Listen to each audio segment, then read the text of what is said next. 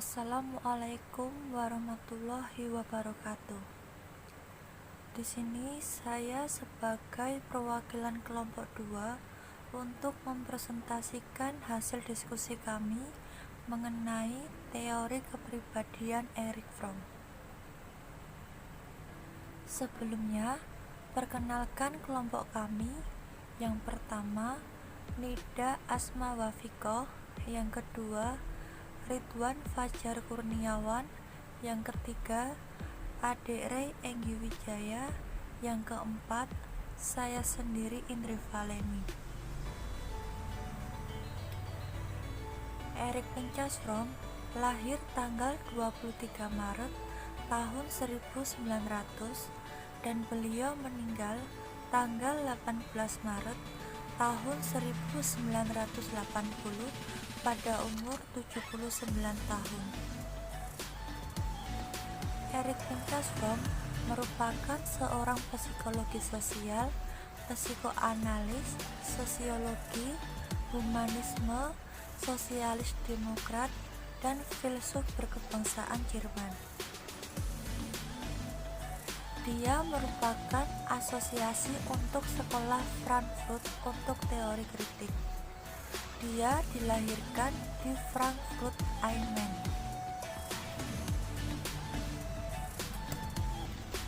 Selanjutnya, definisi kepribadian Erich Fromm.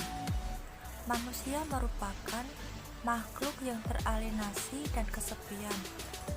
Manusia sebenarnya ingin menunjukkan siapa dirinya karena pada dasarnya manusia atau suatu individu ingin memiliki kebebasan dan diakui keberadaannya oleh orang lain atau individu lain. Menunjukkan bahwa suatu individu bisa menjadi dirinya sendiri dan diakui keberadaannya melalui kebutuhan-kebutuhan yang seorang individu tersebut terpenuhi. Ada 5 kebutuhan menurut Erich Fromm yang harus dipenuhi oleh individu, yaitu reality, transcendence, rootedness, sense of identity, dan form of orientation.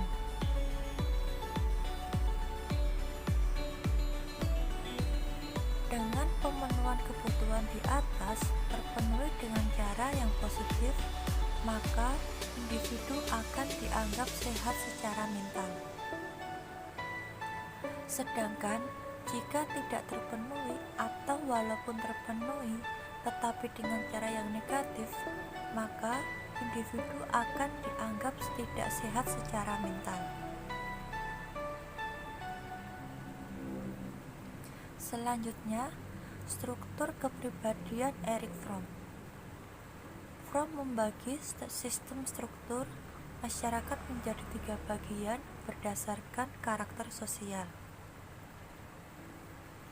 Yang pertama, sistem A, yaitu masyarakat yang mencintai kehidupan.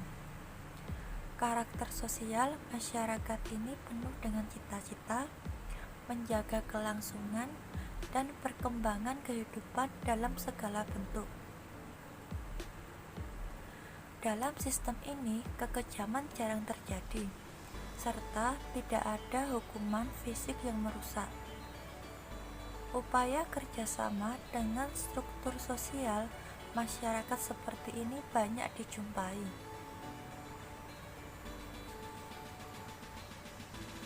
Yang kedua, sistem B, yaitu masyarakat non-destruktif dan agresif. Masyarakat ini memiliki unsur dasar tidak destruktif maupun demikian, masyarakat ini memandang keagresifan dan kedestruktifan yang dianggap hal yang biasa. Persaingan dan hierarki merupakan hal yang lazim ditemui. Masyarakat ini tidak memiliki kelemah lembutan dan rasa saling percaya. Yang ketiga, sistem C, yaitu masyarakat destruktif. Karakter sosialnya adalah destruktif, agresif, brutal, pendendam, pengkhianat, dan penuh dengan permusuhan. Pada masyarakat seperti ini, biasanya sering terjadi persaingan, sangat mengutamakan kekayaan, dan menggunakan materi untuk keunggulan simbol sosial. Selanjutnya, Fromm membagi orientasi non-produktif ke dalam 5 tipe karakter manusia, yaitu yang pertama, tipe karakter menerima. Dalam pandangan Fromm, tipe karakter menerima adalah orang yang percaya sumber segala kepuasan terletak di luar diri mereka sendiri.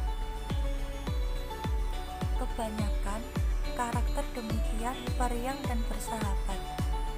Ketika menghadap situasi sulit, mereka menjadi putus asa dan bergantung pada orang lain dan tidak pada sumber intelektual mereka sendiri untuk memecahkan masalahnya. Yang kedua, tipe karakter eksploitatif. Orang yang bertipe eksploitatif adalah mereka yang percaya bahwa semua kepuasan terletak pada diri mereka sendiri. Mereka tidak menunggu secara pasif, melainkan aktif dalam meraih apa yang mereka inginkan dari orang lain dengan memaksa untuk mengikuti keinginannya. Fromm percaya bahwa individu dengan tipe eksploitatif mereka mengeksploitasi orang lain untuk mencapai tujuannya. Yang ketiga, tipe karakter penimbun. Tipe karakter ini memiliki kepercayaan kecil akan kebaikan di dunia luar. Sebagai konsekuensinya, mereka berhubungan dengan dunia luar dengan cara yang negatif, umumnya dengan menarik diri atau withdrawal dari orang lain.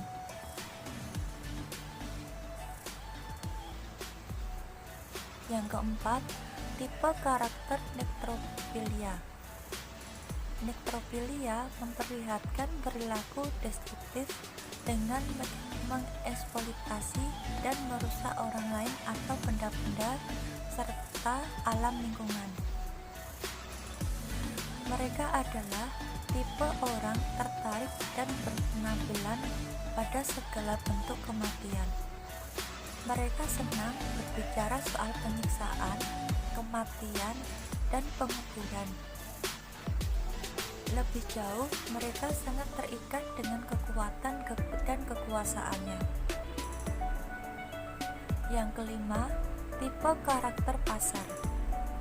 Fromm mengatakan bahwa orientasi ini hanya berkembang pada masyarakat industri.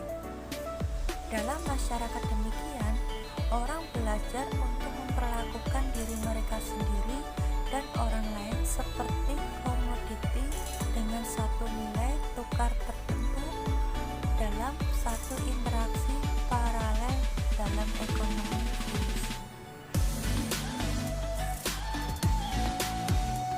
Selanjutnya, menurut Fromm ada validitas proposi-proposi berikut. Yang pertama, manusia mempunyai kodrat esensial bawahan. Yang kedua, masyarakat diciptakan oleh manusia untuk memenuhi kodrat esensial ini. Yang ketiga, tidak satupun bentuk masyarakat yang pernah diciptakan berhasil memenuhi kebutuhan-kebutuhan dari eksistensi manusia. Yang keempat, eksistensi manusia adalah mungkin menciptakan masyarakat semacam itu. Selanjutnya, kebutuhan kepribadian Erich Fromm. A. keterhubungan atau realitas. B.